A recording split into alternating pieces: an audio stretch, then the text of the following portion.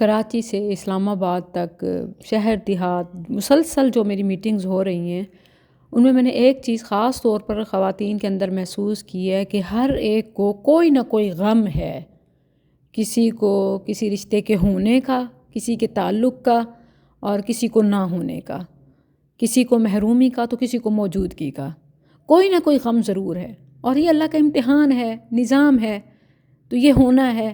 لیکن سوال یہ ہے کہ آخر یہ اتنا ایمان لیوا کیوں ہو رہا ہے؟ جواب آسان ہے، بس ہم ماننے کو تیار نہیں ہیں۔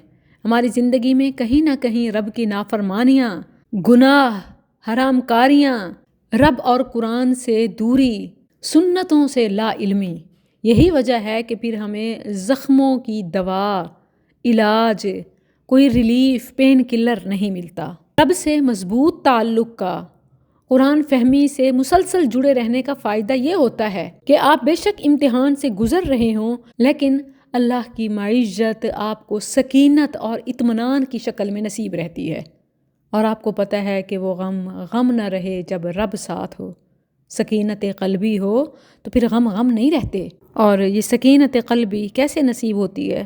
سب کو یہ آیت آتی ہے، لیکن بس ہم سمجھتے نہیں ہیں۔ الذين آمنوا وتطمئن قلوبهم بذكر الله ألا بذكر الله تطمئن القلوب۔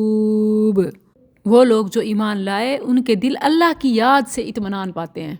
ہمیں بتائیں می ٹائم ہمارا کون سا ہوتا ہے؟ اللہ کی یاد سے ہوتا ہے۔ ہم انٹرٹینمنٹ، انجوائمنٹ، ہم اپنی خوشی، ہم لذت، مزہ کس میں حاصل کرتے ہیں؟ تھوڑی دیر کے لیے انٹرنیٹ بین ہو جائے، سسٹم ڈاؤن ہو جائے، موبائل سامنے نہ آئے، لائٹ نہ ہو، موبائل چارج نہ ہو، چارجر نہ مل رہا ہو، کیا حالت ہوتی ہے؟ قرآن کے بغیر نہیں جی سکتے، رب کی یاد کے بغیر نہیں جی سکتے، یا موبائل کے بغیر، انٹرنیٹ کے بغیر نہیں جی سکتے، پیسے کے بغیر نہیں جی سکتے۔ پیسہ ہی سب کچھ ہے، شاپنگ ضروری ہے، میچنگ ضروری ہے، گھر کو سامان سے بھرنا ضروری ہے، سجانا ضروری ہے۔ میں صفائی وغیرہ کی بات نہیں کر رہی، میں بات کر رہی ہوں کہ ہم جو گھروں میں چیزیں لانے کا سلسلہ ہے کہ روز جو جاتے ہیں پسند آتا ہے لے آتے ہیں۔ ہمیں پسند کیا آتا ہے؟ جب رب کی یاد اور سادگی یہ ہمیں پسند آئے گی نا تو دلوں کو سکون ملے گا۔ جتنا زیادہ ہم مادیت کے پیچھے بھاگ رہے ہیں نا، لوگوں کے پیچھے، چیزوں کے پیچھے، اتنا زیادہ سکون سے محروم ہو رہے ہیں۔ ہم نے سمجھا نہیں ہے اس آیت کو۔ ہم سمجھتے ہیں کہ اللہ فرماتا ہے کہ میری یاد سے دلوں کو اطمینان ہے تو اللہ ہو، حق ہو کی تسبیح کر لیں، یا ذکر کی کوئی تسبیح کر لیں، اعداد پوری کر لیں، وظیفہ پڑھ لیں۔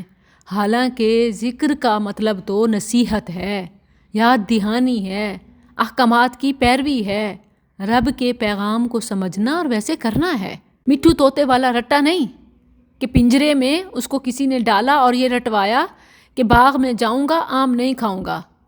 اس کو ایک لمبا عرصہ قید رکھا، رٹواتے رہے، سنتے رہے، جب پنجرے سے نکالا سیدھا باغ میں گیا، اب آم کھا رہا ہے، کہتا ہے باغ میں جاؤں گا آم نہیں کھاؤں گا۔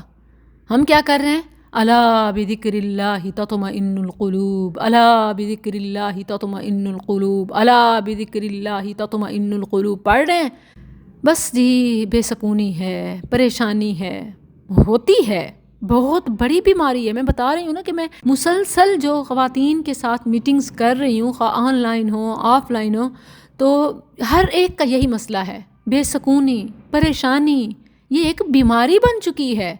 اب باقاعدہ اس کا ادویہ سے بھی، سنت سے علاج کرنا بھی چاہیے، اور اس کا روحانی بھی علاج کرنا چاہیے کہ آپ اس ذکر کو سمجھیں کہ آخر وہ کون سا ذکر ہے جس سے اطمینان نصیب ہوتا ہے۔ وہ ذکر رب کے پیغام کو، قرآن کو سمجھنا اور اسی کے مطابق زندگی گزارنا۔ یاد رہے کہ جو خالی ہم صرف پڑھ کر یا سرور لے کے بیٹھ جاتے ہیں نا، وہ عمل میں تو صفر ہیں، اسی لیے سکینت سے محروم رہتے ہیں۔ خواتین کو خاص طور پر کہوں گی کہ خالی نہ بیٹھیں، بیکار بیٹھنا خطرناک ہوتا ہے۔ خالی ذہن جو عمل سے خالی ہے، مصروفیت سے خالی ہے، وہ شیطان کا گھر ہوتا ہے۔ وہ شتر بے مہار کے مانند ادھر ادھر بھٹکے گا۔